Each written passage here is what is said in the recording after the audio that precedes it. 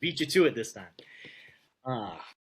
Well, we did the recap. Now we're here for the future. We're here for the the second round of the playoffs and the bowl games around it. So, aren't there some noon games coming up? Yeah, I believe so. There's a lot of interesting scheduled ones. It's like a Wednesday noon game, I think. Mm-hmm.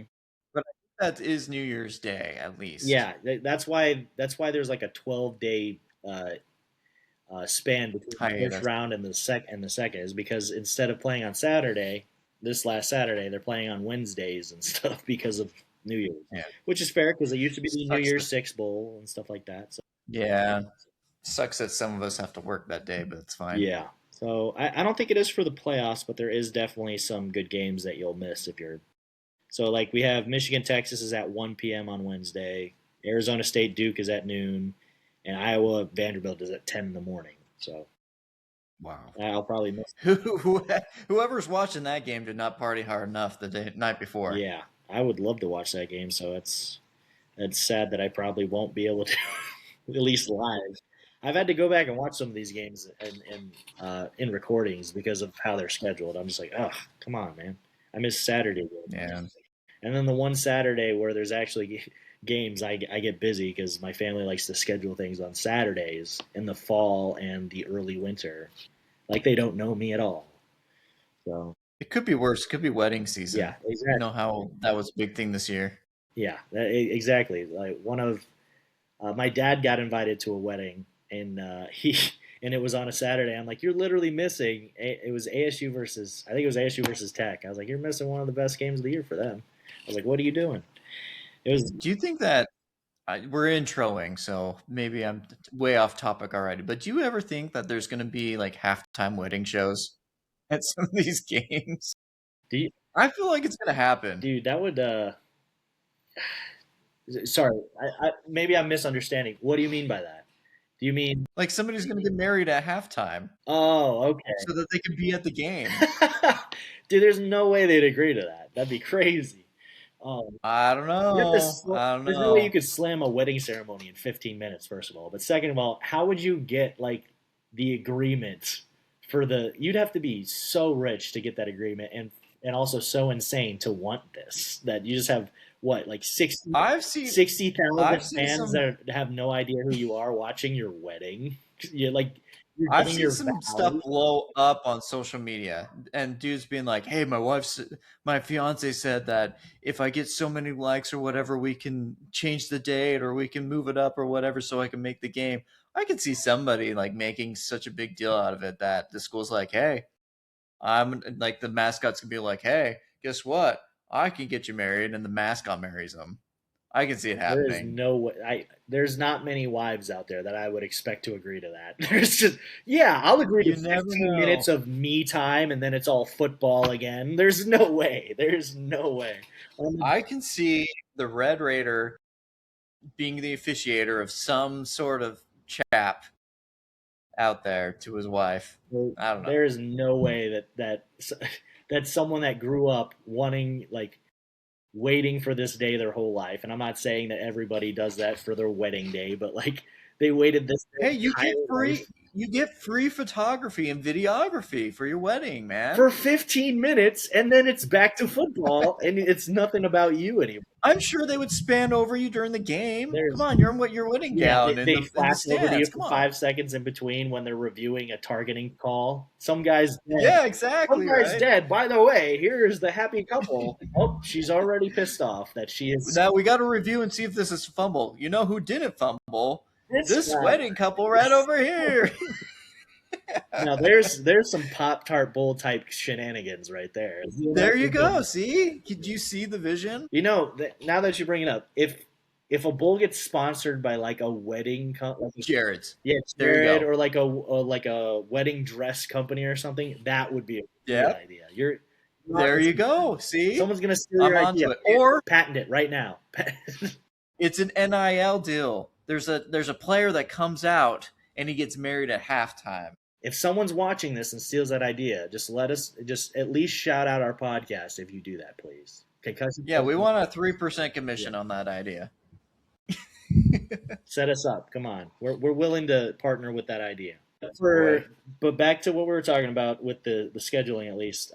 Wednesday at 5:30 is the first playoff game. That's the only playoff game on Wednesday. Then Thursday is 10 a.m., 2 p.m., and then 6 p.m. Mm-hmm.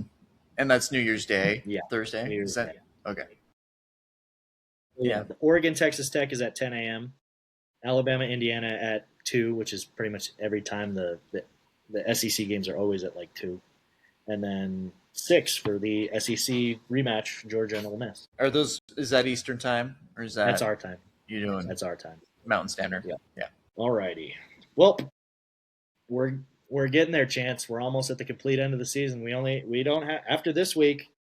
I don't think we're gonna. Yeah, it's just gonna be playoff games. This is our last like full slate of highlighted picks. After this, It's just gonna be playoff games, and just playoff games. 4 games. What is that? Getting down and gritty. It's gonna be. It's gonna be. What is that? Oh, 3 more games. It's gonna be the semifinals and the national championship. But you know what? This is when it gets really fun. You get to watch really good teams go at it, bunch of games. It should be a good time. Yeah, a lot of these New Year's Six bowls are really interesting too. I mean, depending on opt-outs, obviously, but a lot of these when I looked them up, there wasn't too many notable opt-outs that we didn't already know were out because they were injured earlier in the season or we knew they were already transferring. Well, yeah, this is our last week, and Connor's not even here. Rude. But anyway. He's trying to avoid his punishment still. Yeah, he is hiding from us. He has ducked us for 3 out of the 4 weeks of December. But we have his picks. He likes to hold my hand on his picks and ride my coattails, I guess. But let's start it. Bowl season week 3 and the college football playoff round 2 highlighted picks. Much like football and much like the actual game of football, we will be changing up the play call sheet, and we'll be starting with the read option rather than the speed option. So we're going to be putting more thought into the earlier games, mostly because that's kind of how they're scheduled, to be fair. But let's get into it. First pick'em of the day, Vanderbilt versus Iowa in the ReliaQuest Bowl. In this game, Connor, pretty unsurprisingly, I could have probably guessed this myself, picked Vandy. His exact words, because he actually forgot to send this one when he initially sent it. His exact words were, "Is Pavia playing? If yes, then them. If no, then Iowa." So Pavia's playing. There's no opt-outs on Vandy. I believe there's like one. There's an opt-out. Is there? It's a pretty big one. It's not the tight end, is it? That hurts. It's like the only 2 players on that team, man. Oh, it's his best friend. Yeah, that hurts. Why would he do that to us? Specifically us. Why would he do that? I don't know. But it is notable. I did tell you that the tight end did opt out. It's probably not changing my decision anyway. So yeah, probably not. But like I said, Connor picked Vandy. And, if Iowa did compete with Oregon, they were at home. It was an 18-16 game. It was actually a pretty fun watch, surprisingly. Usually, I not to dog on them too bad, but usually Iowa games are not that fun to watch just because it's all defense and their offense is really stagnant most of the time. But they had some good special teams going on, some really good defense, and some surprising plays out of the offensive side. So it was a really fun watch. But Iowa, since that game, has just been a letdown. They lost to Oregon. They lost to USC. I just don't think I can trust the Hawkeyes in this game, even with the second best player on Vandy opting out. Eli Stowers, by the way. Yeah, I just don't think I can trust Iowa to get it done, even though it's just a bowl game. It's not a playoff game. There's a chance that their defense takes control because Vandy's defense is not great. They've stepped up in certain games like the Tennessee game, but I don't know if they can do it consistently. So we'll see, but I'm going with the Commodores. I rocked with them in week two, and basically every week on except for that Alabama game because why would I? And the LSU game, obviously, because I'm a homer. But I'm rocking with Vandy again. Got to trust them. So this game was actually the hardest game for me to pick out of any of them this week. I went back and forth probably 4 times on it. Eli Stowers was a big reason, to be honest, when he opted out. If you are a QB that does it all, on your feet, throwing the ball or whatever, your safety valve is your best friend. Yeah. And he had the ultimate safety valve. And especially when you're playing a good defense, one that wants to slow it down, and you have to get gritty, and you have to get that first down after first down, that's going to hurt. And I understand they did lose against USC. They did lose against Oregon. They blew out Minnesota. Remember that? They kept it really, really close to Indiana. Team that almost lost to New Mexico this week. Well, yeah. But they blew them out. But they stuck it close to Indiana. In fact, they might have played Indiana closer than any other team. They did play Indiana really well. They kept it close. So it's not that Iowa isn't capable, right? And Iowa's had some flashes of offense and defense, though it's mostly been a Iowa season. I am going with the Commodores, though. And the reason why I'm going with the Commodores is to beat Iowa, you have to have that superstar guy that can just go get you that first down, that can control the game. This game can easily be controlled either side because Iowa's going to want to slow it down. They're going to want to make gut punch you, low scoring game, whatever, right? So each first down matters. Well, when you've got a guy on Vanderbilt's team that can do it all, I'd like to see that he puts in the effort to get every first down to make sure that they get points on the board and control the game from the start. So, yeah, I'm going to go with the Commodores.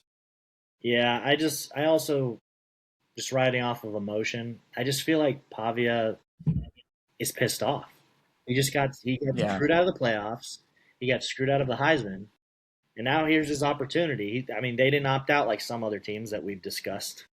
But here's his opportunity. If he goes and stomps on Iowa's throat, a team that is notorious for their defense being stout and really good, and he just absolutely annihilates them, or even just wins healthily, he's saying something. He's sending a message. It's not going to change anything, but at least you get some of that chip off your shoulder by proving it. So I feel like he's do that. His whole career, he's been doubted, kind of, right, Pavia? And I know there's a lot of people in his pocket, although I'll admit, after that Heisman celebration, he's got a lot of haters as well now. But, he's got something to prove, especially to the NFL, right? Because we know that this is his last season until it isn't. We'll see, but it should be his last season, right? He's got something to prove if he wants to play on the next level, right? So might as well leave it on the field against Iowa. So, yeah, for that reason, I like the Commodores. So we're unanimous on the first one. On to the second. I think we're going to be unanimous on a lot of these. Yeah, you're not wrong. I also think, this one I think we're going to for sure be unanimous because unfortunately, some of us are very emotionally tied to this team, but we also know who is not playing in this game. So ASU versus Duke in a rematch of, I believe, 10 years ago. I remember watching this game. It was a good game, 10 years ago. But I don't think it's going to end in the Sun Devils' favor this time. And neither does Connor. Connor, the notorious ASU ride or die, has only picked against ASU, I believe, in the Texas Tech game. And even he doubted the Sun Devils in this game. And a lot of it has to do, obviously, Sam Levitt is not going to be in this game. He's already in the transfer portal. Raleek Brown just opted out, which we just learned. That's not good. They do have another running back that's decent, but the problem is truly, Jeff Sims he's a great guy, man. He has made plays and gotten some wins that we really probably shouldn't have got this year. But he's not it. He's not going to win you. He's not going to win you this game. The only way I see the Sun Devils winning this game is Duke doing what Duke does half the time, is just shooting themselves in the foot like they do in pretty much like they've done in every other conference game this year except Elon.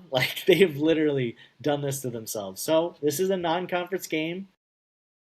maybe they'll do it again because it doesn't truly matter. They're ACC champions somehow. So maybe they come in and Mensa can't carry his whole team and stop them from fumbling the ball and bobbling a perfectly thrown ball into an interception.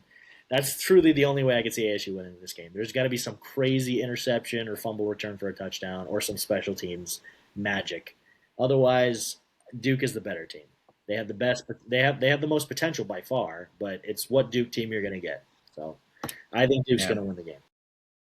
I don't know what the ACC is complaining about. They've got a New Year's game right here. I don't know why we had to get Miami in there. There's a New Year's game for Duke right now. The ACC champ against ASU. Yeah, I mean, there's a lot of star power on ASU's team that's not playing in this game, and it's a year of what ifs, right? You got Sam Levitt, who, say what you want about him, he's got tremendous potential. You've got Raleek Brown, who really turned it on during the year. You've got Tyson. You've got Tyson, yeah, who's one of the top 3, 4 best receivers in the country.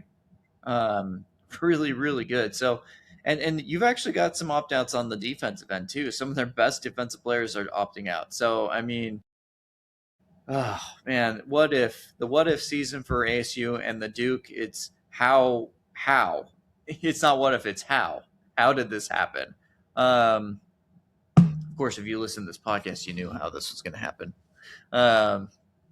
Anyway, Duke should win this game. They should win it handily. So, yeah, I'm going to go with the Blue Devils. Yeah, unfortunately, without Levitt, you can't really trust this team, and that's why we didn't pick them against Arizona either. So it's tough. I don't think that Levitt is there yet with his talent, with his throwing potential. Really, the only time he's truly impressed me has been with his legs and how he extends plays. There's been some exceptions. The TCU game, he actually did make some great throws. I remember that specifically because every game before that he looked bad, and it looked like he was hurting his team, except with his feet. But in the TCU game specifically, he made plays. In the Tech game, he made some plays. The Baylor game, he made plays on his feet. He did not make passing plays. He truly looked like a liability passing the ball in the Baylor game, to be completely honest. And that scared me at the beginning of the season because I was like, even now, I know Baylor's defense is atrocious. And it's only gotten worse because they're not even bowl eligible. But yeah, it has the potential, but he needs someone to develop him like a pocket passer for a bit because the only time he's ever impressed me is with his feet so far. But we'll see what he does, whatever team he ends up on. Probably Indiana, maybe Oregon, maybe Miami. I don't know. I feel like Indiana will get him.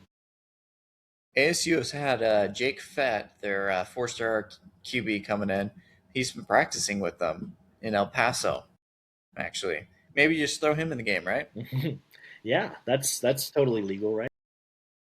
Yeah, it doesn't even bowl games don't count towards eligibility, don't they? I'm sure they could throw him in. Yes. Wouldn't be any worse than Jeff Sims. Well, I don't think he is enrolled at ASU yet, so I don't think he can do that, but how can he practice with them then? I don't understand that one. Because it's a secret that isn't very well kept. I don't know. Well, he's the one who's saying it. Jake Fett himself is like, yeah, it's pretty cool to be able to practice with the team. I don't know. Might get in trouble for that. We'll see. Hey, but Jeff Sims is ending his mighty career. You don't think he can end it with a win after his 7th season? I would love to see it. I do think, like I said, Jeff's a great guy. I would love to see it. I would love to see him have his best game of his career right here. But I've watched him, man. Like I waited for that Iowa State game for a long time out of him because he's huge. He's tall and he's physical. I was waiting for them to utilize him like a mobile quarterback and just run him in the read option a lot more often. And they did that finally in the Iowa State game. Granted, Iowa State's defense was demolished by injuries, but I was waiting for him to have something like that, and they haven't really done that much with him. So, I mean, maybe he does that this game. Maybe he somehow finds some accuracy for a game and just overperforms. His ceiling's just not high. So I I hope there are a couple of really good defensive players for Duke that are opted out, so we'll see, or injured. I've never looked at Duke at their defense and said, they're That's really true. good. They have like some really great players, and then some holes. So yeah. Like 10 out of 11 spots are holes. Well, I can't remember his name, but they've got a really good corner. I can't remember his name on the top of my head, but he's actually a stud. And then I think what's his name? The defensive lineman who opted out. I think his name's like Virginia, or his last name is. Anyway, he's not playing. So it's like some of their they have a couple pieces that are really, really nice. And last season it was their defense, and that's what I thought was going to happen at Duke, was their defense was going to be good, and then their offense was going to take off, but opposite happened. So, but we'll see. We'll see which Duke shows up and which Jeff Sims, I guess. All right, two teams that they could have made the playoffs this year. Both disappointed. But this is a rematch of last season, and I think week 2. I think it was week 2, yeah. Michigan versus Texas. Michigan versus Texas in the Citrus Bowl. Did Michigan play Alabama last year in the bowl game? Yeah, no, I'm saying in week 2. I'm saying in week 2 they played. Yeah. Michigan played Texas in week 2, I believe, and this year they played Oklahoma in week 2. So, but yes, last year's bowl game was Alabama and Michigan. It was a fun watch because Alabama turned the ball over 4 times in the span of like 5 minutes of the first quarter. So, and it was pouring rain in like Florida, where they played it. But it was a fun game to watch. And then Alabama somehow started coming back, and I was like, Michigan, I swear, don't you do this. But yeah, new teams, Texas. This is the Arch Manning show, man. His team has dragged him down all year.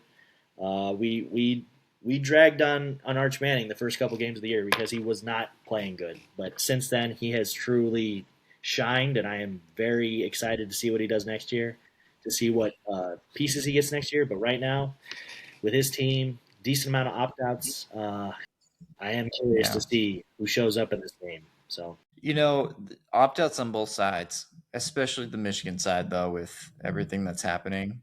With that being said, the best player in this game should be Arch Manning. Mm-hmm. And I want to see him shine because of it. If there's a lot of opt-outs and uncertainty, if you don't have uncertainty at the QB position and you have that player, I want to see that player shine. So that's why I'm going to give Texas the edge on this one, because they have, among the turmoil, they have that leader. I like him as a person, Arch. I think he's said and done the right things. I know a lot of people don't like him just because of the name. He hasn't done anything wrong, and I think he's a good leader.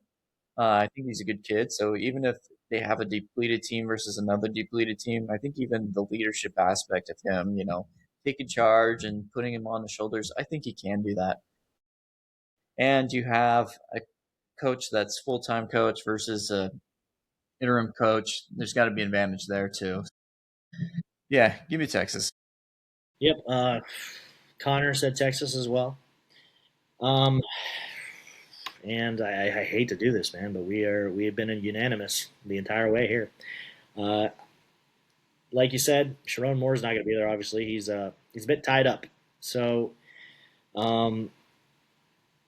Texas has a coach that's been there, and while I have certain reservations about Sark and how skilled of a coach he is, as long as Texas's wide receivers don't drop every ball that hits them straight in the middle of their hands, I think Arch is going to shine here, and I think they're going to win. I don't think they're going to blow out Michigan. They still have enough talent on that defense to keep it classy, but I expect Arch to shine here, and I hope to see him put up some decent numbers. So it'd be good. It'd be good for the sport to see, honestly. So, but we'll see. I think Michigan their running back didn't opt out, correct? I'm not sure. I don't think the running back opted out, so he's one of the best in the country. So they should still do decent, but really, it's also, as much as we said that Arch Manning should shine, here's an opportunity for Bryce to do something. So we'll see. Yeah, He has not shown anything great this season, and Texas's defense they're no slouch. They're not the best, but they are definitely no slouch. So they're one of the best countries in sacks. So they got to protect Bryce here, but we shall see. All right, first playoff game of the Pick'ems this week. We all picked Miami to beat Texas A&M last week. We all saw it coming. But do any of us see it happening this week against a much better opponent than Texas A&M? The Ohio State Buckeyes, after a 2.5 week break of not playing, 3-week break, are they fresh and ready? No. Well, yeah, Ohio State is. Miami's not going to beat them. You have to. I hate to say it. Ohio State, even sometimes you're Alabama, you have to play perfectly to beat these teams. And you know who's not a perfect team? You know who's a team who missed a bunch of field goals and whose QB is Carson Beck? Edit that out. I can't say anything bad about him. Yeah, there's no way Ohio State's gonna. You know what? I'm gonna go as far as to say it's at least a 2-score game. I don't like Miami's chances at this. I think there's going to be way too many mistakes on Miami's end, and Ohio State just needs to cruise, and I think they will. I don't see how Miami's going to stop them, even though surprisingly Miami played decent defense against Texas A&M. Ohio State's a different animal. It's going to be really hard to beat this Ohio State team, whoever you are. Even supposedly the best team in the country, Indiana, squeaked by them. Glad it happened. Don't know if it would happen again. The Ohio State team is real. Hate to say it, Miami, it's done. But at least you won the first game, so credit to you. Well, there's some upsides and some downsides. The upside, this is a neutral field game. You don't have to go to the shoe for it. That helps you a lot. And you guys got it done in Kyle Field. That's a tough place to play. I wouldn't say it's as tough as the shoe, but that is definitely a gift that this is a neutral field for you. Another upside, already brought it up. Ohio State has been sitting there just chilling for weeks. They could be rusty. They could come out rusty and absolutely underperform because they have not played in a while. And that happened last year with the top 4 teams. There's a different format with the auto bids and whatnot, and some injuries. Bit of a different context there, but the same could happen. Miami got in there, and while it was a very low-scoring game, it's not like you shook off all the rust. You got some. You kept your momentum going at least, and you kept it going high. So obviously you had to, otherwise you would have lost, and you wouldn't be in this position. But the downside is you were playing the team that was the number 1 team in the country for every week of this season, except for week 1 and week 13. Week 14, whatever, for their conference championships. So after the conference championship, so you're basically playing what was considered to be the number 1 team of the entire year in your second playoff game ever.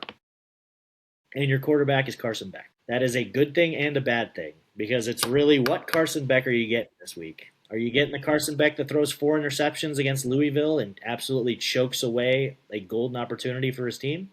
Or are you going to get the Carson Beck that lights up a show and makes Notre Dame look kind of embarrassing? Because he did that in week 1. He made Notre Dame, which is a good team, look pretty embarrassing. I mean, he was making some amazing passes, and yes, his Tony and a lot of their skill players were making great plays, but he was making the plays. He looked comfortable. Will he look comfortable in this game? He should. This is probably one of the best. This is one of the best offensive lines in the league. I think they only give up like 5 sacks this entire year. Yeah, I agree with that. They kept them safe against Texas A&M, which was the number 1 team in sacks for. I think they still are. They might not be anymore, but they were at the last 2 games of the season. Texas A&M was number 1 in sacks, and they kept it clean. They kept Carson upright. Granted, they ran the ball most of the time, and then this game they are going to have to throw it a bit. But they just need a couple dominoes to go their way, and I think they could take this game. I think the potential is there. I obviously I got flamed in the comments, 10 weeks ago when I said Miami was a better team than Ohio State. At least I said they had a better resume at that time. I still think this team could do it. Of all of the games this week, this is the one I picked as an upset in the brackets that we did last week. I picked this. Interesting. I picked this. So did Connor, but he didn't want to stick to it. He picked Ohio State. And unfortunately, I think back to that conference championship week where I was nearly perfect. And you remember what I said to you when we picked those games, Chance? I said the only way that Ohio State loses is if I pick them to win. Because if I pick them to lose, then they will spitefully show me that they obviously are the better team and they'll win. But I picked them, and they, for the first time this year, and I think it was like the first time in a game that actually mattered because their schedule. And I picked them over Indiana, and Indiana beat them. So I got to pick Ohio State again, but we know where my heart's at, and I believe in this Miami team. I think they do have a chance. I don't think it's going to be a blowout. I think their offensive line is fantastic, and their defense is amazing. And if their running back could replicate even like a portion of what he did last week, he doesn't need 100 yards, but if he gets like 80, 75, they're going to be in this game. And I think they can steal it. So, but we'll see. Ohio State is choked in the big time plenty of times, so they can do it again. And so is Miami, but I feel like they got their choke games out of the way. Let's see it. Come on, Hurricanes. Come on, Hurricanes. I'll hold my breath. Hey, man, you didn't think Indiana was going to beat them either. You didn't. I picked Ohio State because in spite of them, because I picked Indiana to win. Nuh-uh. Against Ohio State. Nuh-uh. Did you? Yeah, I did. Yeah, you did. You didn't like the whole season though. You said there was no hope for them until the last second. Indiana? Mm-hmm. No, I turned around on Indiana after they blew out at Illinois. That was my turning point. I don't know. We'll have to go back and look. We need to run that back. The only time I picked against Indiana was against Oregon because it was at Oregon. That's the only time I picked against them after the Illinois game. Yeah, I mean, I picked that too, but yeah, ever since then I've believed in them.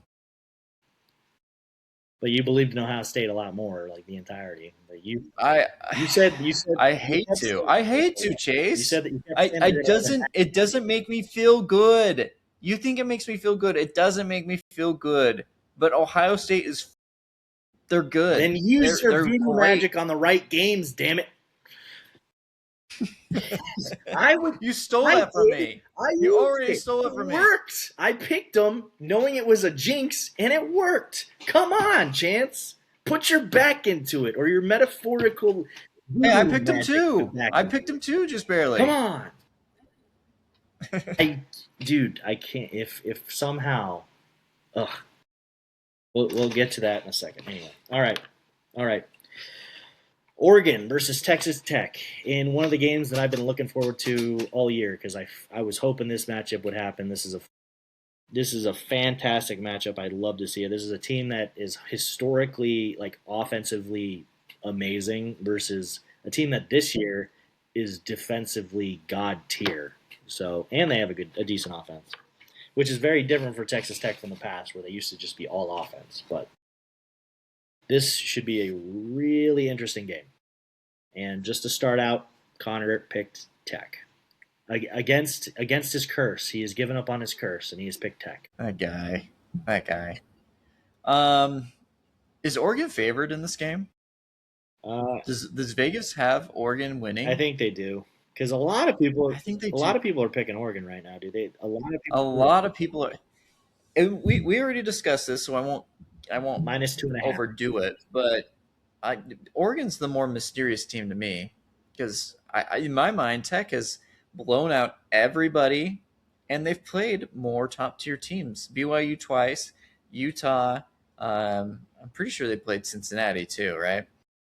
Anyway, for me, that's more of a resume than USC and Iowa, and getting beat by Indiana. So I don't get why people are so certain about Oregon. couple things to note. Oregon's offense is really good. Dante Moore's great. They've got receivers. They have a good team. Tech, dominant defensively. The worry in this game is going to be the secondary for Tech. Are they going to hold up? Can maybe the front seven get to the quarterback before those explosive plays happen? So Oregon does have a shot, for sure. There's no doubt that Oregon can win this game, and it's going to be on the backs of their QBs and wide receivers beating that secondary. On the flip side, however, Tech has more explosive plays than anybody in the country. You know who really sucks at giving up explosive plays, it seems like? Oregon. Oregon certainly is susceptible to giving up big, explosive plays. So, I mean... They did it against Iowa. They gave Iowa explosive plays. They gave... Yeah, exactly. Iowa, that's not who they are at all, right? So Tech, to say Tech doesn't have a shot, or that to favor Oregon so much by everybody, I don't understand it. I like Tech in this game. I think that they'll have enough firepower to beat them. I think that they'll have enough to contain and do what they need to do. Closest game. Give me like Tech by 7 points. Yeah. See, we're holding each other's hands on our picks here, guys. I'm obviously picking Tech here as well, but I see it in a very different way. Well, not a very different way, but a different spread. So you're saying you think it's close. I don't think it's going to be close. I think Tech is going to dog walk Oregon. I think Oregon is so fraudulent. I think that they have gained a little bit of traction in the last couple games. I believe there was a point where I thought Oregon was an absolute joke and they might miss the playoffs altogether. They proved me wrong. They beat USC. They beat Iowa, even though it was very close with Iowa, and it could have been close with USC, but USC imploded. And there was one questionable call in that game, but that's not enough.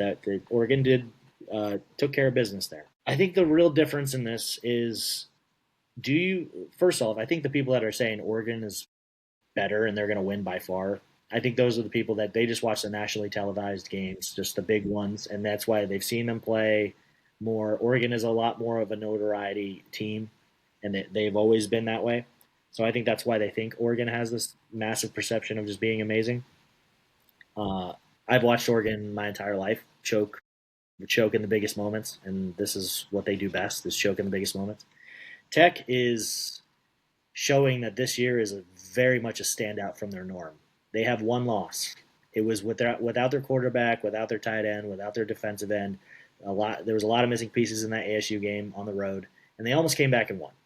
Every other game outside of that, multiple of them were top 15 ranked teams with solid defenses. One of them was on the road. Blew them out. Blew every team out. They have not. Every win they have is by at least 20. Every single win is by at least 22, I think. The closest one I'm seeing here is BYU in their first matchup, 29-7. Yeah, yep. Every other game has been way worse than that. So BYU played them the best the first time, and then they had a second opportunity, and Tech made it look worse the second time around. Tech has blown out everybody except ASU when they didn't have their quarterback. Oregon, if you're riding on Oregon, you're riding on their losses, essentially. You're saying, oh, they lost to the number one team in the country, and that's why they're so good, is they kept it close at home against Indiana, even though if you watched that full game, you know that Indiana was in control. It was a 10-point game at the end of it, but Indiana held firm control of that game throughout like 75% of that game. There was no chance. Oregon had no chance. They were dominated physically. They couldn't do it. I think Tech's going to do the same thing. They're going to stuff up that. They're going to, with that front seven, they're going to stuff up the middle. The running game is not going to do well for Oregon. It's going to be all on Dante Moore, and I think Dante Moore's good. I don't think he's great. I don't think he's great to get this done and make the plays that he has to. And I think that's what's truly going to put them in the coffin. I think Oregon's probably going to have some big interception play that goes to one of the Tech DBs or even linebackers, and they're going to make them pay. They're either going to score a touchdown on it, or they're going to get back in great field position for their offense. So I feel like Tech is going to win by at least 13. to be honest. So maybe more. I don't know. Tech has looked dominant. If you've been watching them truly, they have not shown really any weakness outside of the game where they were missing a huge chunk of their starters. So yeah, and I mean, it wasn't just starters out; it was the people who were playing were banged up too. Yeah. So, yeah, I can totally see that. I think people are overlooking Tech. I have them as my national champions, Texas Tech. Will I regret that? Maybe, but I think they are that team. I really, really like Tech, and I'm rooting for them. Get out of here. Anyway, I don't have them as the national champions, but I would love to see it. I do think where's some okay here. I do think that they'll make it. They would have to beat Indiana. Yep. Which is another game that I am looking forward to. I've already seen Indiana, Oregon. I want to see Indiana Tech. All right. Alabama at Indiana. Speak of the devil. Or devils, I guess, since I hate Alabama. Man, how is this cockroach of a team still in the playoffs? Thanks a lot, Sooners. What was that? I know we talked about this in the last one, but man, come on. Really, Oklahoma? Choklahoma. But here we are. Play the games that are in front of you. Indiana, you got to knock off the most notorious team in college football. This isn't the same team that it was. This isn't Nick Saban's team. This isn't a 1-loss or 0-loss Crimson Tide. This is a 3-loss Crimson Tide that struggled against a lot of teams this year, including an LSU team at home with no coach, no offensive coordinator, no starting quarterback, no starting running back, and a lot of missing pieces on defense as well. And same thing against Oklahoma, same thing. Even Tennessee was a little bit of a struggle fest. South Carolina, lots of struggle fests since the middle of the season for this Crimson Tide team. Did they bounce back because of this Oklahoma win? Did they finally get some momentum? Or was it just that Oklahoma is suspect and they were somewhat fraudulent too, and they decided to choke in the big moments like Oklahoma has done in the playoffs? They're 0-5 in college football playoff history. So do we think it was more of an Oklahoma thing, or do we think it was an Alabama thing? And do we think that that game, I think that game in particular was an Oklahoma choke. Yeah. Now, here's the thing. I really like Indiana. That's the second team I'm rooting for in this playoffs. I love the underdog of 3 stars, 2 stars, dominating, making their way through.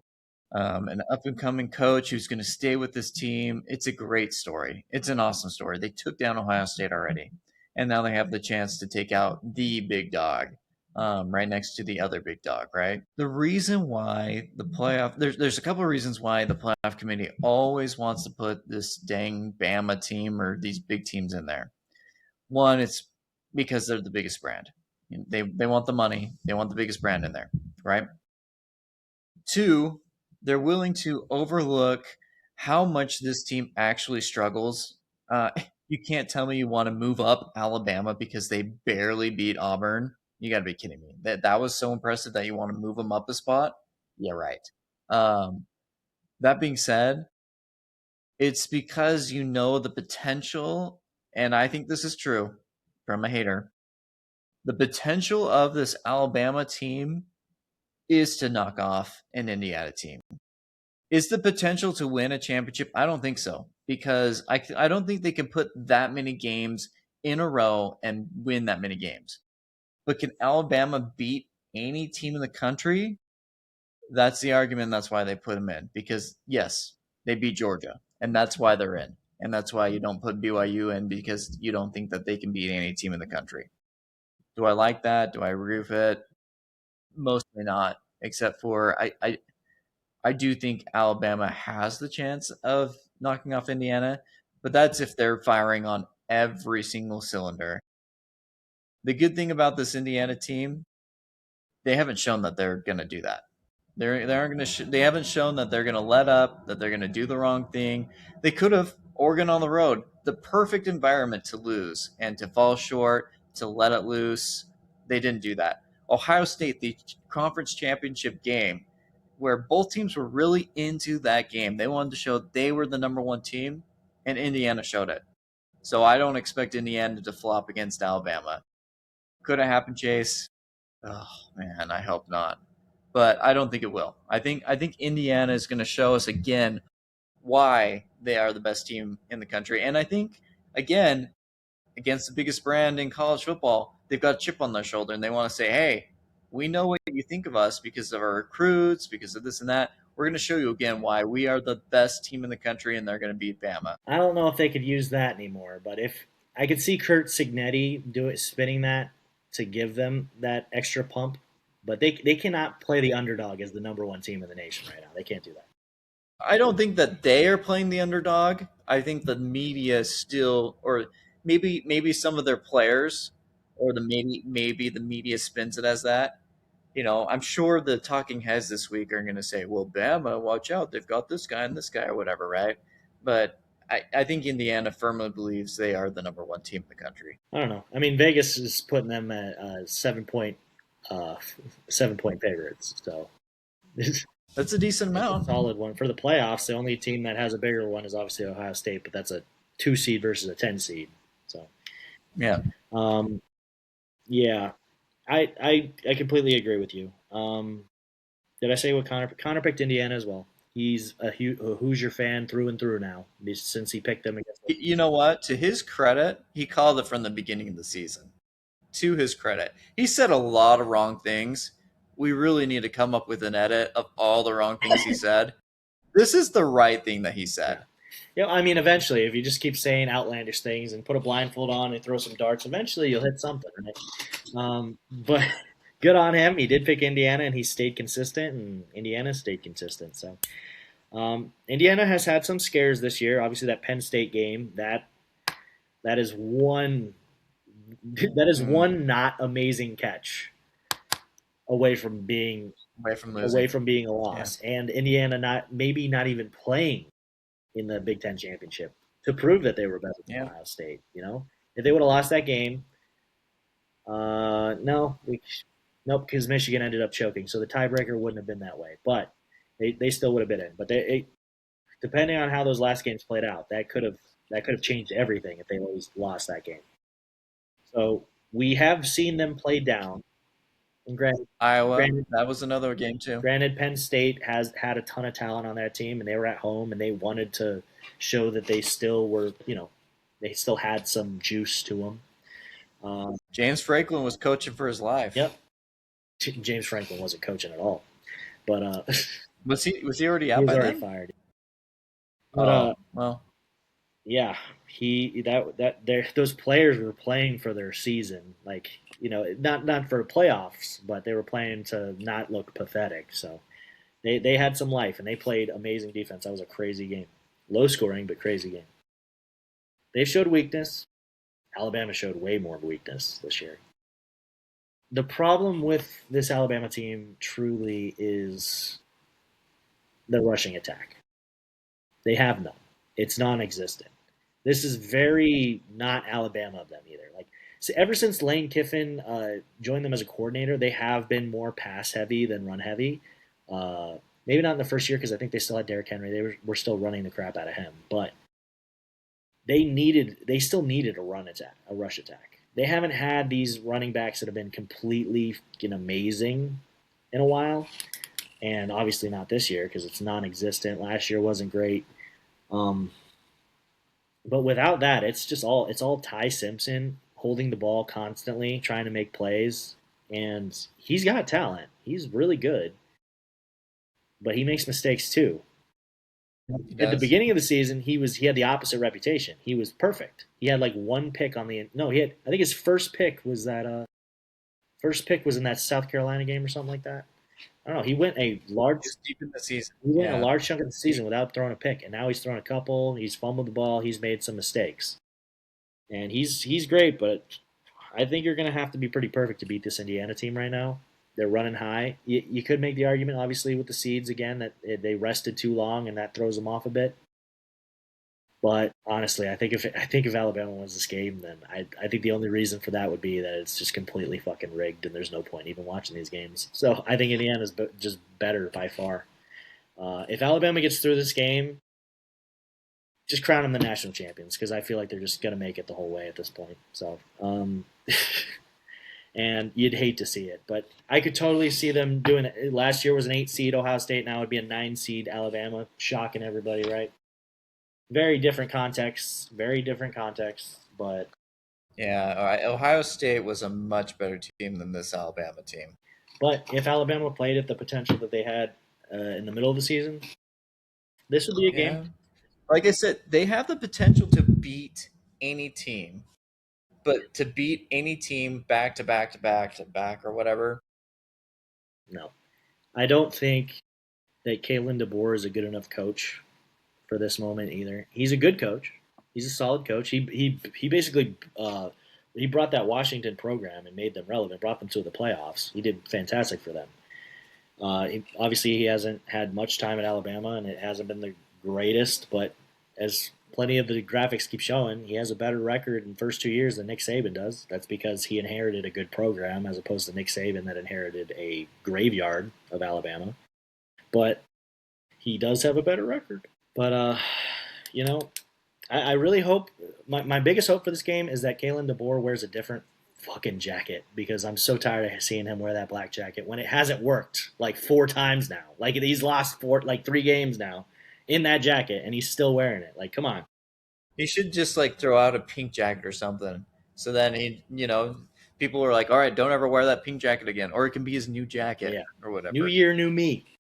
So but I haven't said my official pick yet, but I'm rocking with the Hoosiers. They should win this game. If they don't, I might cry. It'd be an interesting emotion, an interesting mix of emotions for me because I would probably laugh at first and be like, "Wow, how?" And then I would probably cry because I'd be like, "Wow, this Alabama team really is going to piss me off, aren't they?" So, but I'm going to make a bold prediction. A red team is going to win this game. Not only is the red team going to win this game, a red team is going to win every single game of this playoff the rest of the way. Yeah, because they're all red teams except Oregon and Miami. We shall see. Yep. Yeah, even in the first round, there's a time. I mean, Oklahoma was in there too, and Texas A&M Maroon. Like, all right, and the last playoff game of this round, of the second round, a rematch: Ole Miss versus Georgia. This time, not in Athens. This time, what is it, Atlanta? This is the Sugar Bowl. Yeah, I think that's Atlanta. That's pretty sure. Chase, I had a lot of doubts about Georgia at one point of the season because something was off, and I was off about Gunnar Stockton a little bit. Oh no, it's New Orleans. I'm stupid. But anyway, go on. But man, oh man, they've looked good. They've looked really good the past couple weeks. And I remember they played Ole Miss during the season already. And they looked pretty good in that game too. I'm done doubting them. Ole Miss looked impressive against Tulane. It looks like they didn't miss Lane Kiffin at all. But let me tell you, Georgia is a completely different team than Tulane. Well, a lot better. So I hope Ole Miss can hang in there with them because you'd hate to see Ole Miss go out like this, but Georgia's got too much. They're a really good team, so I got to pick them. Yeah, we're gonna continue to be unanimous. I'm sorry, this was the easiest game to pick for me. Yes, it's a rematch, and in a lot of cases, you don't want to see a rematch on your schedule, as Nick Saban once said. This is not one of those. This is not one of those games, guys. Ole Miss played perfectly. They played perfectly in the first 3.5 quarters of that Georgia game. They scored 5 straight touchdowns against a Georgia defense. In any year, that is an insane thing to see. That they went into Athens, scored 5 straight touchdowns. And then after that was a completely different story. Georgia tightened up their bootstraps, and they just completely controlled the game from that point on and took and won. I don't think Georgia's going to struggle for that long here. I think they're going to take control much earlier, and I think they're going to destroy Ole Miss here. I don't. Maybe it won't be like a 30-point. It's not going to be like a 30-point thing, but I could totally see it being a 20-point blowout. Ole Miss is very talented, great offense. Their defense is not good. And while they definitely showed a lot of heart and showed that they had the talent to still put up amazing points against Tulane, that was Tulane. I'm sorry. Tulane deserved to be there. They won the American. That's the verbiage in the college football playoff. But Ole Miss's offense is amazing. Their defense is okay. They're not going to be able to compete with Georgia. It's a completely different. It's apples to oranges. Georgia is they're dogs. They are dogs. They are dogs, and they're going to absolutely have their way with the Rebels. And while you said you don't want to see it happen, I could care less. They're my rival. Screw Ole Miss. They could lose by 50. Yeah, well, you've already screwed them over too much. Not me. I didn't. You gotta have some pity on them. I didn't hire the guy. You guys hired him, and you didn't keep him. So it is what it is. It'd be fun. Don't do that. They wanted to keep him. They wanted to. Story if Ole Miss won this game. I would hate to see it though. If Ole Miss wins this game, I know for a fact they're not winning the next one. So, but we shall see. But we're unanimous in our entirety of our bowl picks here so far. We're really branching out, guys. Which, if I didn't say it before, Connor picked Georgia. All right. Out of the read option and into the speed option to finish the game. We just got to run the ball, run the clock out here. So, speed option, first bowl game here we're talking about. This might be the first loss of the Big Ten in bowl season. Might not be, depending on the playoffs play out. No, this one's on Wednesday. Yeah, this one's on Wednesday, so it'll probably beat that out. This will probably be the first loss. Nebraska versus Utah, to give my pick away. Nebraska, they've had plenty of opt-outs. Obviously, Dylan Raiola is not playing. Utah, they lost their coach. That hurts. But Utah has been dominant against pretty much every team they played that wasn't Texas Tech, BYU, or for some reason, Kansas State. But Nebraska is Nebraska, and in the big moments, can you ever really pick? Especially with that. You forgot Kansas, too. Huh? Utah kind of limped into Kansas, played it close to Utah as well, a little bit. So Utah's been limping along, but Nebraska's been limping way worse. I mean, they've been a bad team. Not even a good team. They've been a bad team the last bit of the season. So, yeah, Utah kills them is my prediction. Let's keep it. We're going to hold hands the whole time, guys. Yeah, I have a feeling. I picked Utah as well. All right. Oh, man. All right, that was the Las Vegas Bowl. All right, Rice versus Texas State in the Armed Forces Bowl. Yeah, ESPN has this game rated as a blowout. That's not very common in these bowl games. Most of these bowl games are rated pretty close. This one is rated as an absolute blowout, and I think it's because Rice got this bowl game because other teams opted out. They weren't bowl eligible. And I think Texas State is definitely solid enough to take care of business against Rice. So I'm rocking with Texas State. Yeah, I mean, you'd have to see something weird that we're not seeing to pick Bryce. Yeah, give me Texas State. All right, the Liberty Bowl, the other American armed forces team that likes to completely depend on one player on their offense to make everything happen. Navy versus Cincinnati without their quarterback. Scoresby is opted out. I want to see what Cincinnati does without Scoresby. I'm very interested to see. The Army game did not play out like this, but when you can plan against a forced academy, I'd like to say that you do a little bit better instead of getting thrown at them in the beginning of the season. Call me crazy, Chase, but there's a player that I'm going to depend on in this game, and his name is Dante Corleone, defensive tackle for Cincinnati. I want him to disrupt. I want him to take control, and I want him to shut down the rushing game for Navy and Cincinnati somehow to pull this off. That one there you go. Player, I'm not holding your hand that on one this defensive player can't be everywhere on the field with a triple option. Well, they've got other players, but I'm just saying, if there's one defensive player who can take control and really do something, it's going to be a linebacker or a defensive tackle against an Armed Force Academy. And Dante Corleone is really, really good. I'm going to call you crazy here, Chance. We already set some precedent with this earlier, as you thought the same thing with UConn, even though they lost a huge chunk of their offense and had plenty of time to prepare for their triple option team against Army, and Army destroyed them. And Navy's better than Army. And Navy is much better than Army. But Cincinnati's much better than UConn. Yeah, maybe. Sure. But they don't have their quarterback, so it's hard to say. True. So not that Sorsby had an outstanding, like, crazy season or anything, but I think he had a solid season, but you're taking the captain off the watch. So I'm rocking with Navy. So is Connor.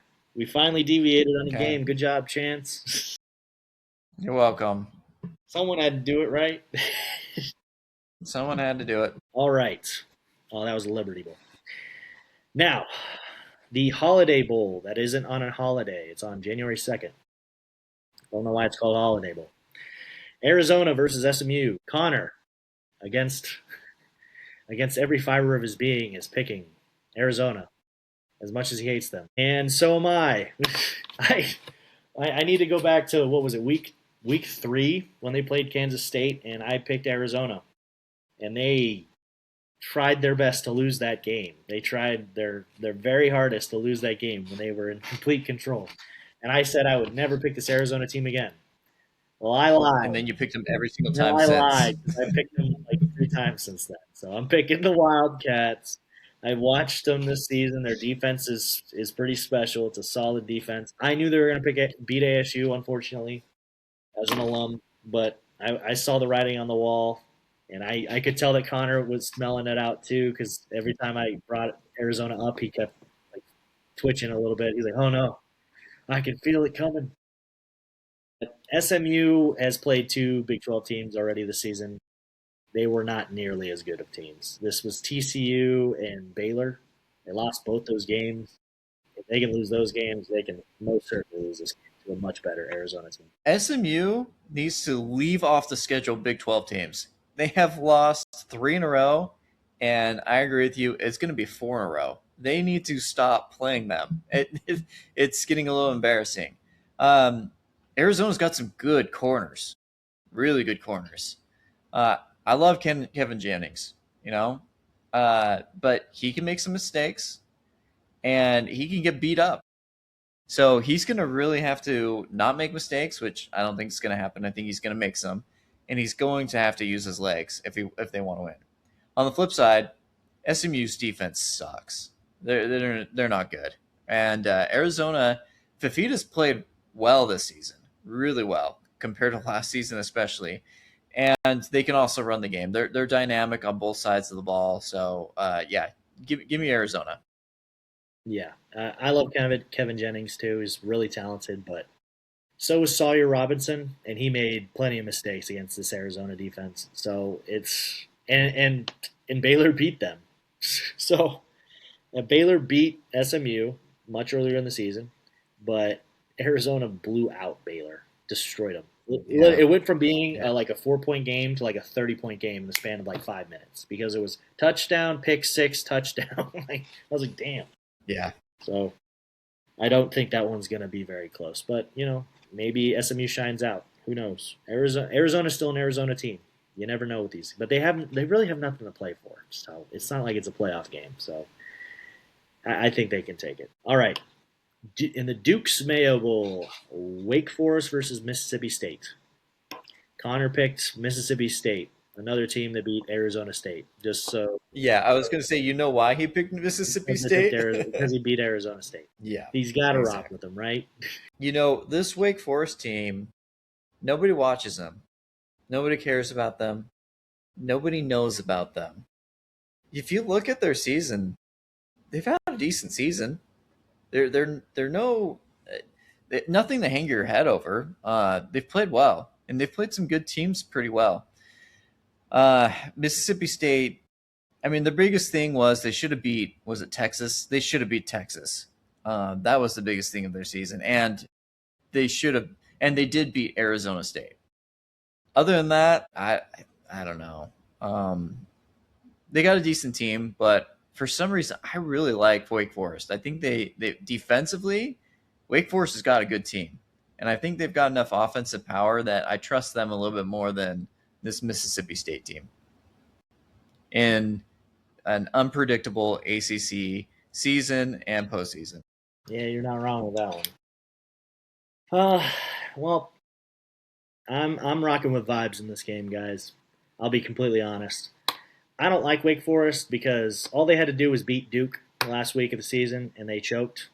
They're really close. Yeah, there was a questionable call in the first half that I think affected the game a bit, but at the end of the day, Duke controlled the game after that. So they let me down. I was cheering for Wake Forest. They had a good season. I think they were at 9 wins right now, so they could get their 10th win here. Nope, don't like them. I hate them. I don't hate them, but I don't like them. They let me down. Mississippi State, you got nothing to lose. Nothing to lose. You had a good offense. You competed with Texas, Tennessee, ASU. Pretty solid teams this year. And here's your chance to show that you've done something. I mean, you didn't even deserve a bowl game. You got it because of the opt-outs. So Ole Miss ruined your chances at a bowl game by dog walking you. So here's your chance. You took the game. Go pummel that ACC team. Otherwise, why'd you take the game to begin with? So you got to get something under your belt. What are you hanging your coat on this year? An ASU win and a one SEC win against Arkansas, barely, or that you got 4 coaches fired after they beat you. Yeah. Oh man, maybe Wake Forest beats them and then they fire their coach. I don't know. Maybe we'll see. That seems to be a trend. So, all right, and our last game that we'll be calling the FCS National Championship. Cinderella Illinois State versus the 2-seeded Montana State. And Connor, because he sucks, is rocking with Montana State. Bobcats. You know, I've watched, surprisingly, both of these teams. Montana State's really good. Montana State's scary. You know who else was scary? Montana was scary. Chase, what happened to Montana? The Grizz got grizzled. By who? Montana State. Wait, I thought Montana got grizzled by Illinois State. No, last week Montana lost to Montana State. Okay. Well, yeah, that's Montana State's scary. You know who else is really good? North Dakota State. There you go. Number 1 seeded North Dakota State. What happened in that game, Chase? The Redbirds did what Redbirds do, and that was upset teams on the road. Wasn't it a really, they blew them out, didn't they? Yeah, they handled it pretty well. Yeah. You picked a vibe pick last that one time. wasn't a blowout. They blew out Southeast Louisiana. They won by 11 against UC Davis. 16 to Villanova. They won by 1 against North Dakota State. You picked a vibe pick with Mississippi State. This one's my vibe pick. I really, really, really want this one to happen. It would be so cool, Chase, if Illinois State won. So I'm going to pick them. Strategically, Connor keeps getting these bullshit picks and keeping ahead of me. So strategically, I really should just pick Montana State and hold Connor's hand the whole time with the same exact picks. I didn't want to say this because then you would have known all my picks, but he picked literally everyone I picked. Except this one, because I pick Illinois State. Go Redbirds. Finish that Cinderella season. That Cinderella. It would be so cool. It would be so cool. They beat the number 1 and number 2 seeds. Oh my God, that'd be so amazing. Especially because I brought this up in last week's episode. If you guys want to see it, there's a couple shorts on it as well. They beat 4 teams on the road. All of them were higher seeds than them, obviously, because they were unranked. They were unranked, and they beat, I think, the 8 seed, the 12 seed, the 1 seed, and they beat Villanova, who was like the 6th seed, I think. Seed as well, yeah. So, and they blew out. They controlled every game except the North Dakota State one. That one was very close, but that was the number 1 seed that they beat on the road. These are all road games, and they don't have to play on the road, right? This is a neutral site game. Neutral site at Vanderbilt, First Bank Arena. Only championship you see at Vandy. Sorry, guys. Oh, but go Redbirds! You got to cheer for them, man. I know that if you're a Montana State fan, that you want your team to win, but come on, how cool would it be? How cool would it be? It would be really cool. It would be really cool. I'm looking forward to it. These teams, stat wise, are very, very close, very close looking. So it's a 10-point spread, 10.5 points in Montana State's favorite, but we shall see. Ooh. Disrespectful. Let's hope the Redbirds kept their momentum going, since there's, once again, it's like a 2-week break. The scheduling is crazy. That might hurt them a bit, but hopefully it doesn't. And that is our last big slate of picks, because the rest is just playoff. We just got the playoffs. It's going to take like 5 seconds to do those picks next week and the week after that. So that was our last big slate. We got to give a little Kirby Smart claps to us. We made it the whole season, guys. All these picks coming to an end. It's been a fun ride, even though some of us didn't make it to the finish line for the last couple ones. Interesting. Hey, we all went significantly above 500 on our picks. Yep. Not bad. We've done pretty good. We will get to those final records soon, and when we figure out where the division is going to be, because we haven't discussed that, because someone's been AFK from life in this field at least. So. But that's the end of the pick'ems, and just like last week, we're going to try trivia again, except this time Chance is going to be asking. It's not at midnight? Yeah, this time it's not at midnight. It's at 9:30. So I don't have that excuse. And Chance will be asking me questions that I will cry about later in the shower. So you'll do much better than I did. Well, in fact, Chase, I hoped you brushed up on your LSU trivia, because it's all Tigers today. You got to be shitting me. No, it's all Tigers. That's it. How dare you? You ready? Okay. There's some good ones in here. I'm not gonna lie. I didn't do these questions myself, but I did like them. So this is from a website. Okay. Let me remind myself of some of these though. Okay. This one's a tough one. I'm sorry. Oh, God. When did LSU's football program begin? Crap. 1896. Do you want multiple choice? Yeah, that might help. I think 1896 is when Death Valley got its name for the stadium. Okay. A, 1896. B, 1893. C, 1802. Or D, 1889. Yeah, none of that's helping. 1893, final answer. Yeah, freaking lucky. Yeah, baby. They are one of the oldest SEC teams. They play their first game on November 25th against Tulane, where they lost 34-0. Woo! Tulane was a fan of Okay. the SEC as well. Not that the SEC existed back then. It was like 1923 or something. This one's a tough one. Not a multiple choice. Why? What is the origin of the Tiger name for LSU? Where did it derive from? The origin of the Tiger name? Yes. Is it? No, that probably came after. I don't know. I'll just go. We have a live mascot. It came from our live mascot. Hey, I'll give you a clue. This one got adopted in 1896. 1896. The name. Yes. So I guessed the year correctly on this somehow? Yes. How did the name LSU Tigers or LSU Fighting Tigers originate? Yes. Oh.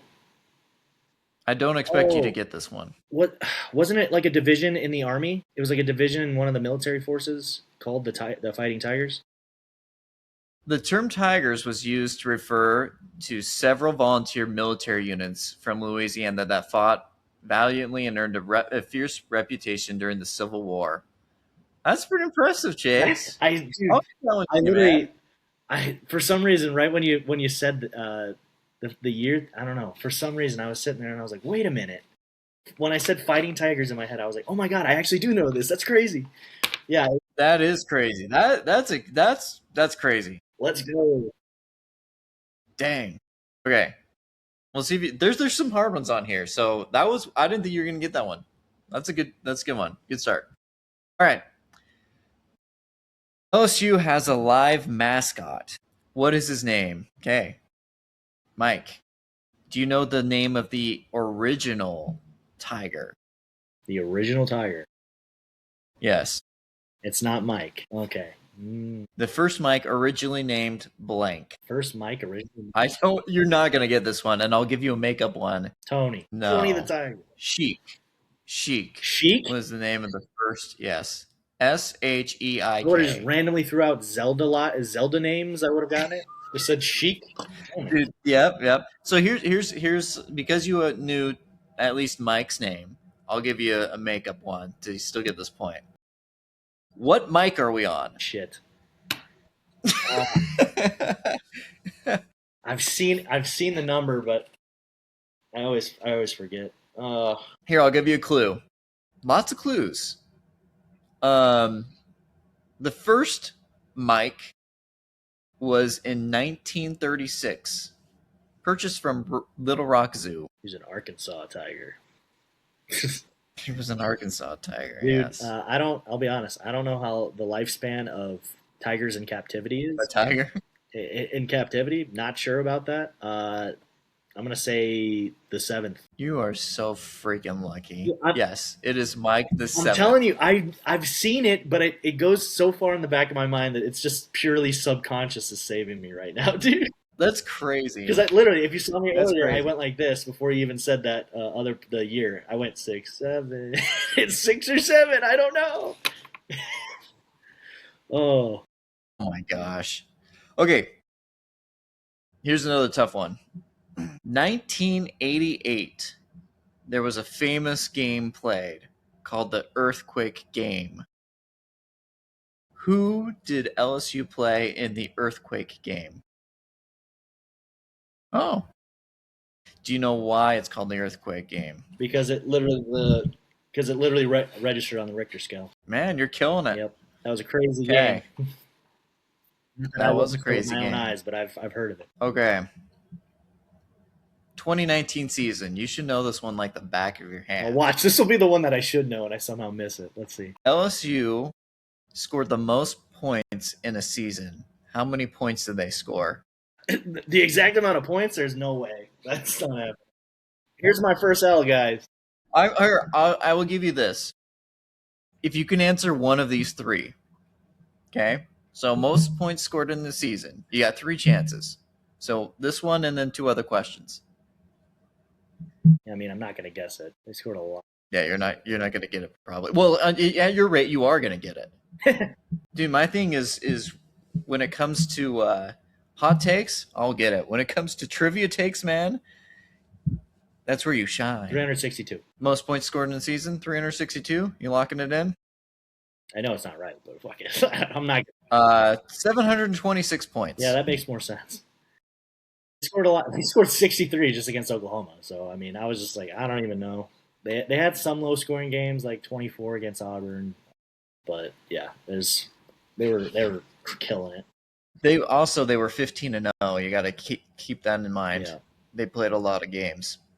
If I would have listened out for a long time, I might have gotten closer. But, because I knew scores like 42-25 for Clemson. It was like 24 – 24-20 for Auburn or 24-21 Auburn. Yeah. You weren't ever going to get that one. 32-28 against. That's why I put it as a 3-part question, because I knew you weren't going to probably get that one, or, well, maybe we'll see if you get the other 2. So, second part of the question: if you get any of these right, we'll count it as you got it. All right. Was it 700? It was 726. So, second part. Get it tattooed. LSU or Joe Burrow had the most points in a single season by a Heisman winner. How many touchdowns did Joe Burrow score? Shit. The exact amount. It's a tough. I'm giving you 3 shots. That's why they're all tough. The numbers. You already look good compared to me, so you should feel good about yourself. I actually killed it, man. I thought I was gonna get it. You are. You said it was going to be all LSU trivia. I was like, oh shit, I'm screwed. I'm going to get embarrassed from my own team. You did get lucky on Mike the Tiger, but you got it right. No, I'm telling you, so I follow LSU's page, and they do post pictures of obviously Mike the Tiger eating a like a shape of meat for the logo of whatever team they're playing. And they always say the number. It was in there somewhere, but I just didn't remember exactly. And you pulled it out. I almost, like I said, I was going to go between 6 and 7. And then I was like, 7. 50-50. 52. 8. Close. 53. Joe Burrow scored 60 touchdowns. Oh, wow. It was around 60. Damn. Yeah. All right, third part of the question. If you get this one, I'll still count it right. Joe Burrow had the most passing yards in a national championship game. How many yards did he throw for? 421. Close. 463 and 5 touchdowns. 5 touchdowns, yeah. I know 5 because literally there's a fucking gif of him going 1, 2, 3, 4, and then he daps up Ed Ogeron. So such a good year. That you were right. That was the one you got wrong. But that was you weren't gonna get that. That was the exact number. I mean, I can't believe it was exactly 60. Damn, I was thinking it was either 52 or 62. This one I won't make you get the exact number, but you got to come close. Death Valley's record attendance. I'll make it a 2-parter. When was it, and how many fans? 102,000? 2,000, yep, 102, 321. When was it? You already got it. Yeah, you already got it. When was it? Death Valley. Was it in 2019? It was not in 2019. Let's see. Big games. 2011? Not in 2011. No, that was in Bama. Whoops. Yep, because they had to beat him on the road that year. Was it before I was born? Because if I'm just no. Okay, just making sure. Because if I was gonna have to guess those, I was like, yeah, there's no way I'm ever getting it. I'm just gonna save us the time. 2007. By the way, that is the seating capacity is 102, 321. Yep, I do know that. Which is here's for another bonus. I'll give you a couple bonus points if you can. You already got it because you got the 102,000. The stadium is the blank largest stadium in the NCAA. The first, I believe, is A&M, or I think it's A&M. I think it's Michigan. It's either A&M or Michigan, so I think they're either 3rd or 4th. It's the 6th. Oh, it's the 6th. Okay, yeah, that makes sense.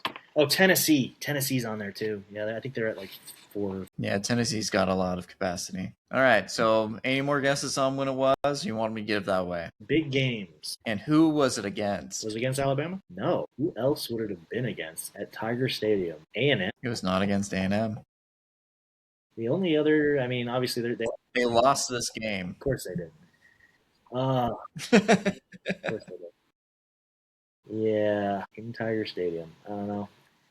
It would just be healthy to guess their rivals at this point. Go Florida or Auburn or Ole Miss. I would go Ole Miss first, but maybe Auburn. Full sell-out stadium. A sold-out stadium, and it's not one of these rivals? That's pretty crazy.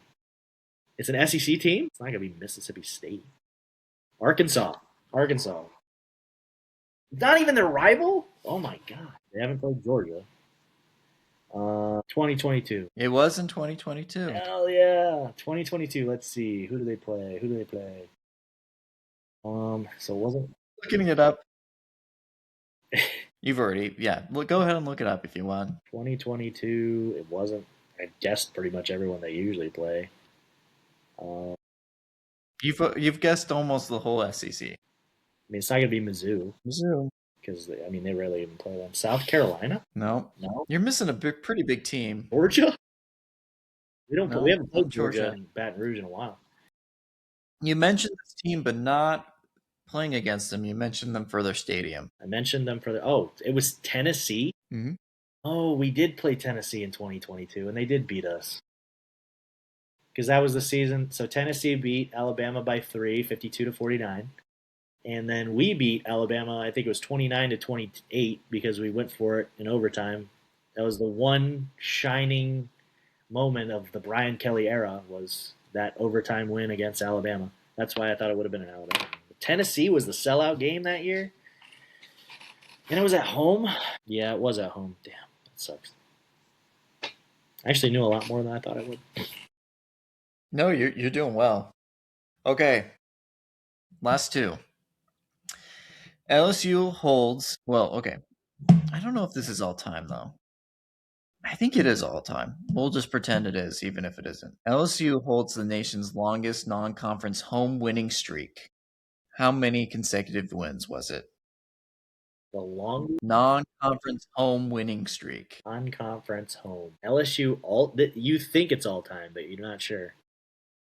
That's crazy. Granted, not to toot my team's own. I don't know if this question is right. It might not be. I could see it because it says it came to an end when LSU fell to Alabama. Well, then that's not a non-conference. That might have been, unless it's one of those ACC type games. Might have been where it's a non-conference game. That has never happened in the SEC. Well, at least since I've been alive. But it says literally it says in multiple times this non-conference winning streak. Maybe it's just like a home winning streak. I don't know. I think it's AI, but AI. Maybe this is done, by the way, by the Bayou Insider. Bayou Insider. The Bayou Insider Bengals. Made this. Bayou Bengals 33. 33. They say it was 49 wins. Can you guess from win to win? If it came from a loss to Alabama at home, we lost to Bama for 9 straight years, so we were losing at home for a while. So it had to have been before that then. Well, again, I don't know who has the longest. Yeah, because 2012 we played Bama at home. We lost. Zach Mettenberger. Close game, ended in a screen pass, scarred for life. Stupid screen pass. Stupid LSU defense giving up a screen pass. So at that point, I would guess it was 2012 to 2000 or whatever. But I'm feeling like AI is AIing and declining some facts. Right. This doesn't seem like it's right. But I will give you the answer. They say that it is from 2007 to 2018. Okay, well, if it's out of conference, then sure, because then Alabama's not involved. I will not. But then in 2018, it came to an end. Because they lost to Troy. When LSU... They lost to Troy. What? They lost to Troy at home. In 2018? Yeah.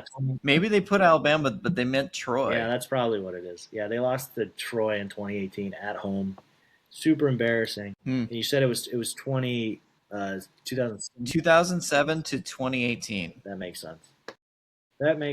All right. Pathetic. This one's for all the marbles, because you'll feel embarrassed if you haven't gotten this one, if you didn't get this one. LSU has had how many championships, and what years were those championships? All time? Oof. Yeah, I only know the 3 off the top of my head, which was obviously 2019. 2007 and 2004, or was it? Sorry, 2003. Have they had any more? When it comes to the old time ones, like anything before I was born, I don't know pretty much any facts from those days for any team. That's fair. So I'm living off of 1984. That's BYU's national championship. The only time we'll sniff a national championship again. I'm gonna say 4. Okay, it was 4.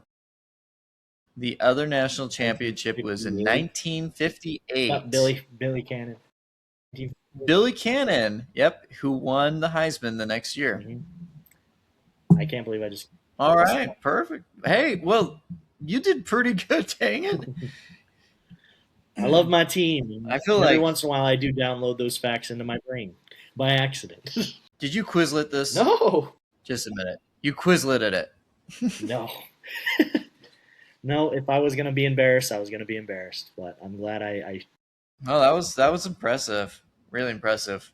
I should have thrown some harder ones at you. I thought some of those were hard, like the Civil War one for the Tigers. Yeah, dude. So those were one of those random, I think, like Facebook things popped up. I saw it like a while ago and went, oh, yeah. And then it just, small little seed in my brain that got dug up by that question. Dang. Okay. That was fun. Well, I like those questions.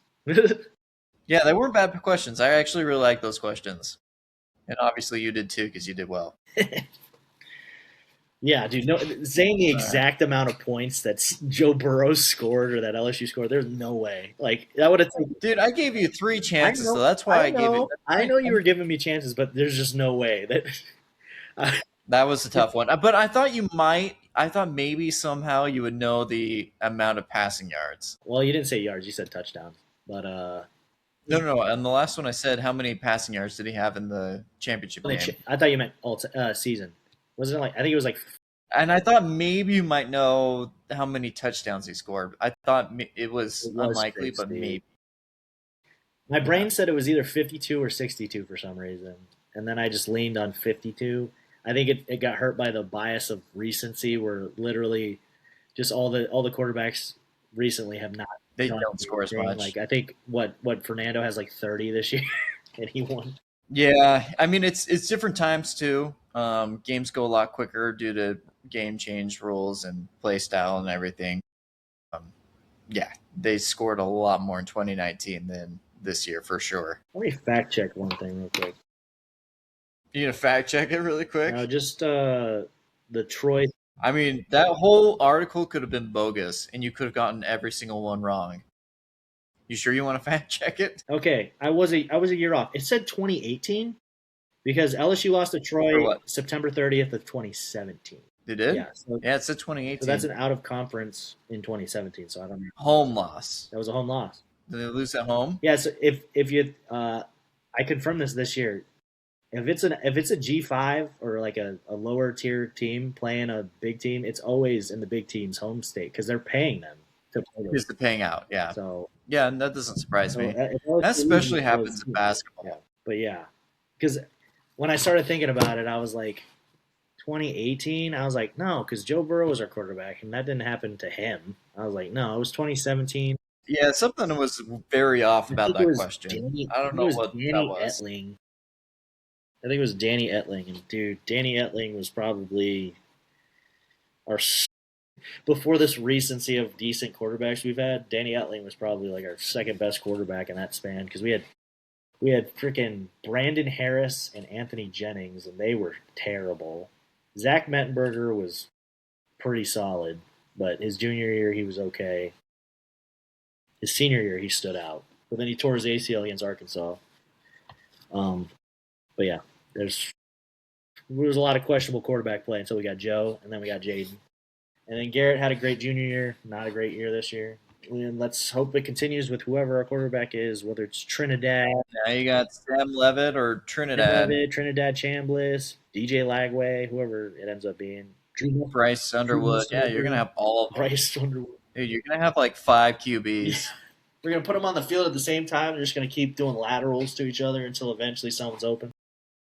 Just do what JMU does. Like one series, you got this guy. Hey, even they learned that was a bad idea. Even they learned. Yeah, even they learned. Yeah. They're like, this ain't working. You're sitting on the bench. We're putting in this guy. Oh boy, that was fun. I like that. I'm sorry I couldn't give you better questions last time. It's all right. Next time I'll do better. We'll have more fun. Woo! Or we'll finally quiz ASU. Yeah, we'll finally quiz Connor. I still have my questions. I know he hasn't watched the episode, so I know he doesn't know the question. So I'm gonna ask him those when he finally appears. I might not ask him yours. I'll probably just ask the 5 that I specifically made for him, but because honestly, Chance, he only needs to get 2 to beat you. So yeah. You know how close I was to a lot of those, though? Yeah, you did get close. I was really close. You did get close. That's true. Through much struggle. But yeah, eventually Connor will appear again, and we can get him. He'll come again one day.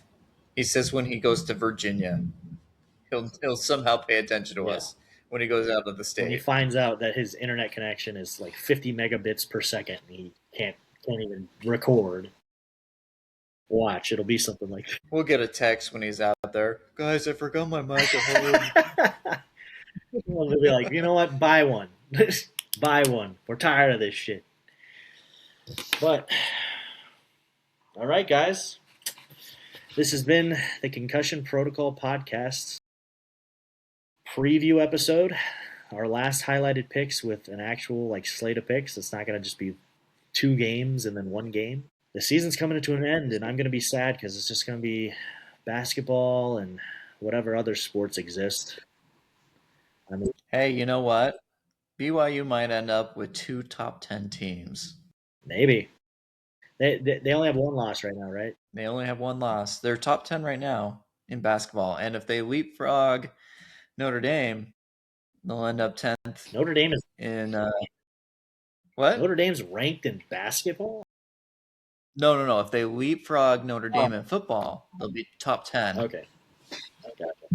I don't think they're going to do that. Why not? Their resume just got better. Why should you? Their fans will cry about it for another 7 years. Good. Let them. They're already crying. They won't change anything. Rub salt in the wounds. I mean, they deserve it. If you opt out, you should just drop out of the rankings altogether. Well, if somebody has a better, it's like conference championship game. If BYU won the conference championship game, they go up above teams that didn't play in the one. They played two Notre more Dame games. Opted out. They played 2 more games than Notre Dame did. Exactly. So anyway. But this has been the Concussion Protocol Podcast. Once again, thank you so much for your support. We hope to see you guys in the comments of TikTok, Instagram, YouTube especially, even Spotify. You can comment on Spotify. So if you're listening there, love to hear from you on what you think of our crazy picks that were pretty much identical this week, which doesn't usually happen.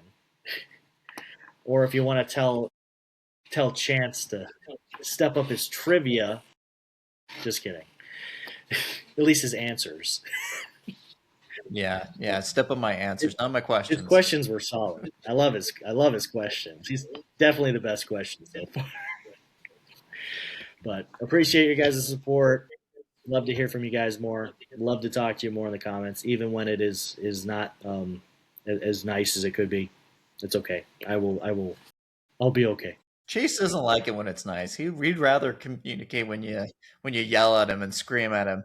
He loves it. He loves the rage bait. I enjoy a good rage bait for a while, but eventually it is a bit tenuous. But I've enjoyed it. I've enjoyed the season. This has been fun with you guys, so I like doing this. I love talking to you guys in the comments as well. So love to hear from you. Signing off. I'm Chase. This is Chance, and Connor is a ghost.